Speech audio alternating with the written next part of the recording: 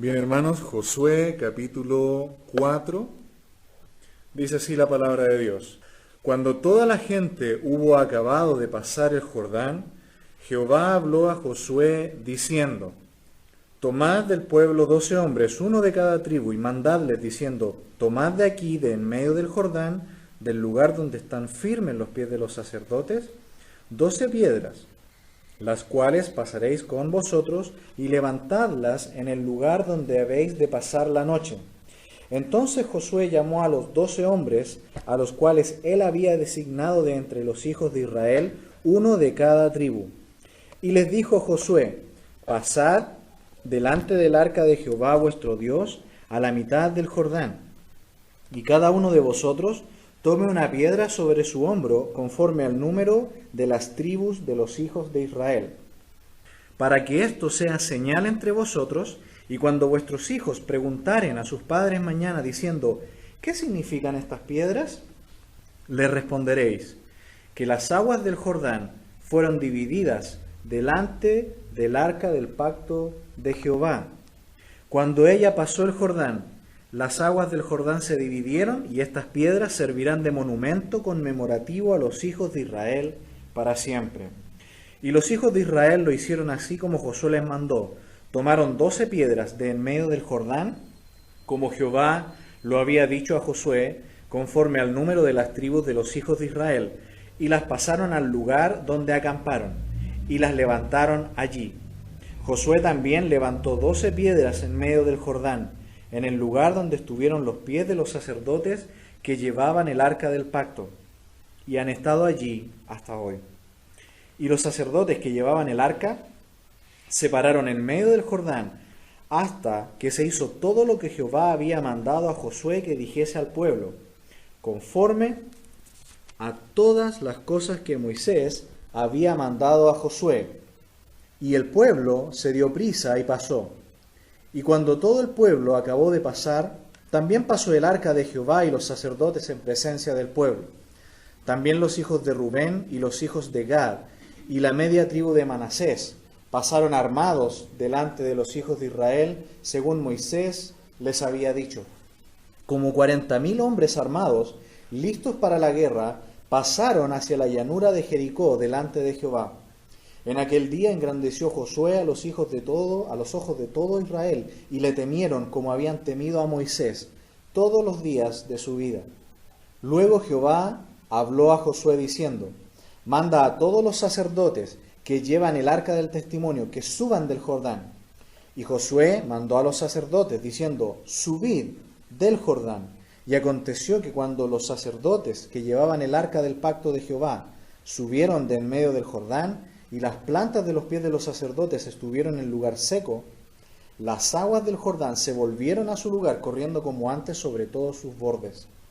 Y el pueblo subió del Jordán el día 10 del mes primero, y acamparon en Gilgal, al lado oriental de Jericó.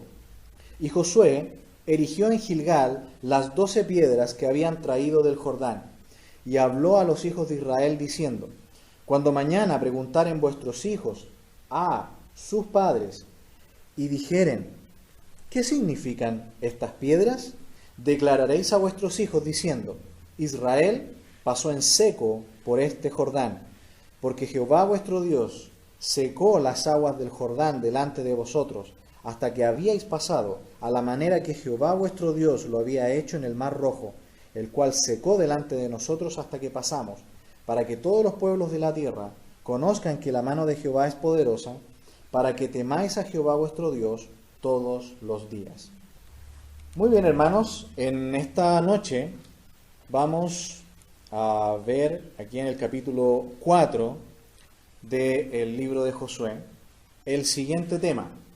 Vamos a hablar de el testimonio que dejaremos a las futuras generaciones. Dios quiere que por su pueblo, a través de su pueblo, todo el mundo, todas las naciones, conozcan ¿qué cosa? Versículo 24, conozcan que la mano de Jehová es poderosa. Ese es el propósito de este capítulo 4, enseñarle al pueblo de Dios dos verdades. La primera está en el versículo 24. En primer lugar, que todo el mundo conozca que nuestro Dios, su mano es poderosa, que Él es poderoso, que Él es el Todopoderoso. Y en segundo lugar, para con su pueblo, con los que creen en Él, aquí en este contexto, el pueblo de Israel, y lo podemos aplicar a nuestra vida, que nosotros temamos a Jehová nuestro Dios todos los días de nuestra vida. La conquista es hasta el capítulo 12. Vimos que primeramente los capítulos 1 y 2 de Josué es la movilización del pueblo. Dios toma a su pueblo para que entre a la tierra prometida. Y durante estos dos capítulos primeros nos muestra cómo el pueblo se mueve en la frontera de la tierra prometida para ya por fin entrar a la tierra prometida y conquistarla. Los capítulos 3 al 5, que es la sección que estamos ahora, estamos viendo el avance del pueblo de Dios. Y después, los capítulos 5 al 11, es donde se encuentra todo lo que es la guerra. Cómo el pueblo de Dios, por la fuerza entonces, toma la tierra que Dios le había prometido a Abraham y a toda su descendencia. Entonces, capítulos 1 al 12 es la conquista de la tierra. Capítulos del 13 al 21 es el establecimiento del pueblo de Israel en la tierra prometida. Y finalmente, capítulos 22 al 24, la despedida de Josué. Vemos que en primer lugar, para que el pueblo de Dios pueda alcanzar las metas, ¿cierto?, que Dios tiene para sí, levanta un líder. Luego vimos que ese líder tiene la capacidad dada por Dios de guiar al resto del pueblo a la meta que Dios tiene para él. Es decir, hay una unidad en el pueblo de Dios. El líder y el pueblo de Dios son uno y trabajan juntos y caminan juntos hacia las metas que Dios les ha dado. Capítulo 2 de Josué hablamos de que la verdadera fe es una fe que toma precauciones. La fe verdadera es una fe precavida. Fe y planificación siempre van juntas. La fe verdadera, la fe cristiana, no es una fe alocada, sino que toma sus resguardos. El líder envió espías para investigar cómo era la tierra y vimos cómo Dios, en su misericordia, protegió a estos espías para conocer la realidad de la tierra de Jericó. Capítulo 3, que es lo que vimos la semana pasada, hablamos de que la santidad es necesaria para conquistar. Sin santidad no va a haber metas logradas para Dios. Si no hay santidad, hermanos, en nuestra iglesia, la iglesia no va a avanzar. ¿Sabe por qué muchas veces el pueblo de Dios no avanza? ¿Por qué muchas iglesias están estancadas por años? Porque hay pecado en la iglesia. Pecado oculto, pecado silencioso. De repente hasta los mismos líderes son los que tienen ese pecado. De repente se sabe, por fin se confronta ese pecado, sale ese pecado y ahí la iglesia empieza a avanzar. Porque sin santidad no va a haber conquista. Vimos en primer lugar que la santidad era necesaria para la conquista. Luego en los versículos 8 y 9 vimos que creer en la palabra de Dios es totalmente necesario para conquistar. El pueblo creyó que cuando los sacerdotes pusieran el pie en el agua del río Jordán, el río se iba a detener y se iba a abrir y el pueblo iba a pasar en seco. Y finalmente, en los versículos 10 al 17 vimos que la fe es totalmente necesaria para poder conquistar las metas que Dios tiene para nosotros. Capítulo 4, entonces, que es el que estamos viendo en el día de hoy, es un capítulo muy hermoso porque nos hace pensar en las generaciones futuras. ¿Qué van a decir las generaciones futuras de nosotros? Se hace algo aquí muy especial, se hace una conmemoración en dos partes. Lo leímos recién, ¿cierto? Dios le pide a los sacerdotes que hagan un conmemorativo de 12 piedras en el mismo lecho del río. Y al resto del pueblo, 12 hombres de cada tribu toman piedras también, 12, y las ponen en otro lugar, en un lugar llamado Gilgal. Dos, podríamos decir, monumentos conmemorativos que nos hablan de qué cosa. Versículo 24. En primer lugar, para todas las naciones, que Dios es un Dios que tiene una mano poderosa, y para nosotros como su pueblo, que debemos temer a nuestro Dios todos los días de nuestra vida. Hermanos amados, en cualquier relato histórico del Antiguo Testamento, el personaje principal siempre es Dios. A veces nosotros decimos, no, la historia de Goliat, la historia de David, la historia de Sansón. No. ¿Quién estaba detrás de David? El poder de Dios. Él podía matar leones y osos con sus propias manos, pero ¿quién le dio la habilidad? Dios. ¿Quién estaba detrás del poder de Sansón? Estaba Dios. ¿Quién estaba detrás del poder del apóstol Pablo para predicar el evangelio en todo el mundo? Es Dios. Siempre se trata de Dios, no de nosotros. Nosotros somos puro instrumento nomás. Que Él quiere que sea santo, por supuesto, para que podamos ser usados por Él. Pero siempre detrás de cada historia es Dios el personaje principal. Así que vamos a ver aquí estos dos monumentos conmemorativos del poder de Dios y por otro lado del temor que debemos tener nosotros como pueblo de Dios. Dios es muy, vamos a decir así, pedagógico para enseñarnos. Siempre lo hace con elementos visibles para que nosotros podamos recordar. Cuando el pueblo iba a salir por fin de Egipto, ¿qué hace? ¿Qué le pide al pueblo? Que pinten con sangre, ¿cierto? Los dinteles de las puertas, sangre de cordero, que coman una cena pascual que de ahí en adelante iba a ser un memorial conmemorativo ¿de qué cosa? Del poder de Dios. La carne, las hierbas amargas, ¿cierto?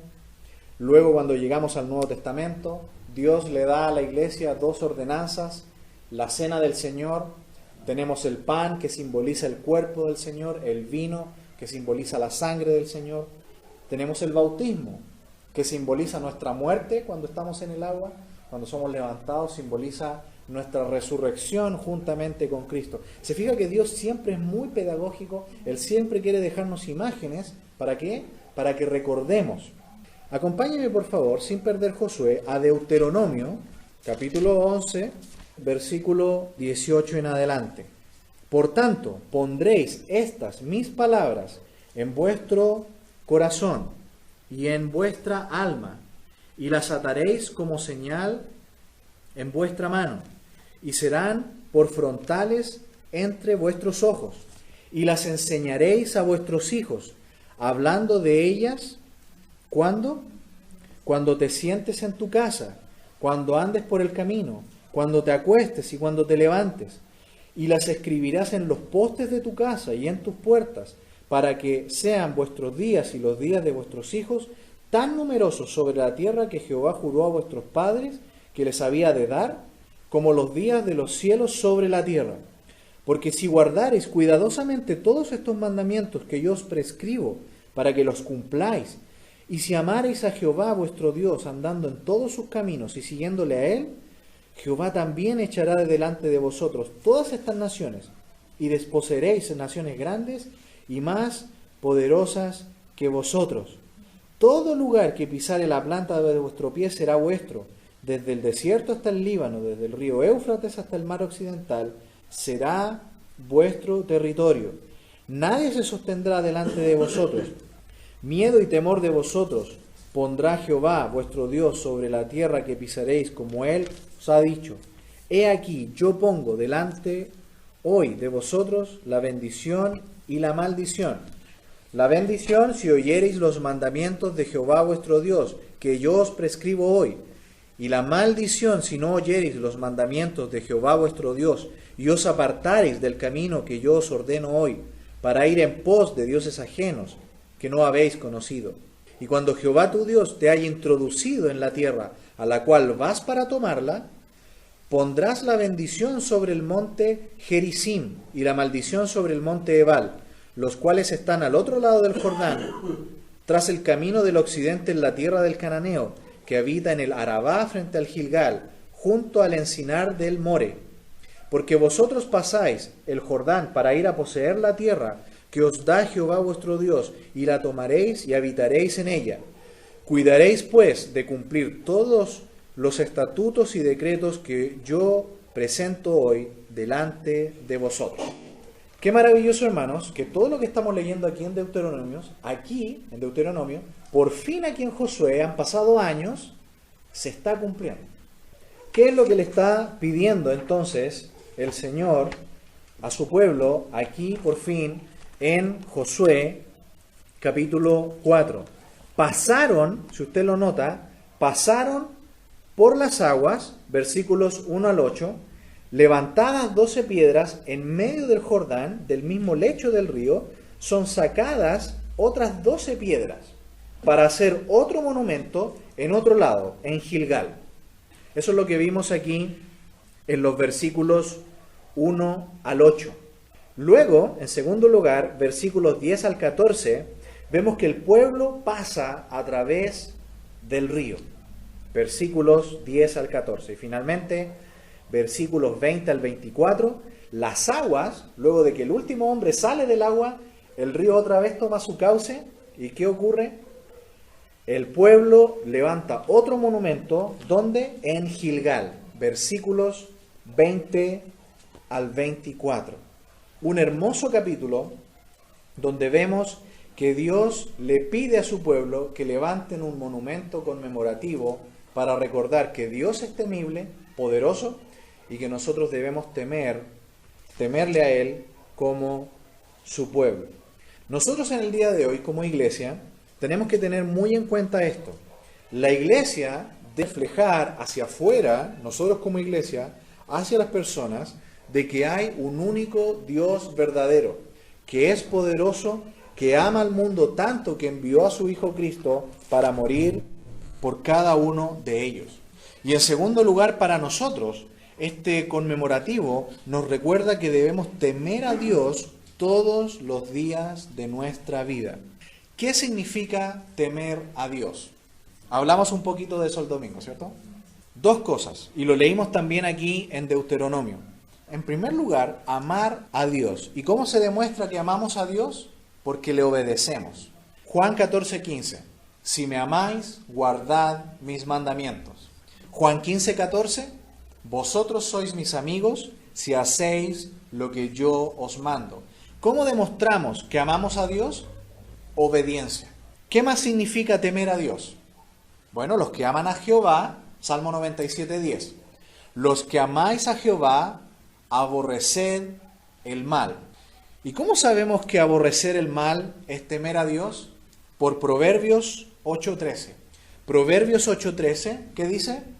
El temor de Jehová es aborrecer el mal.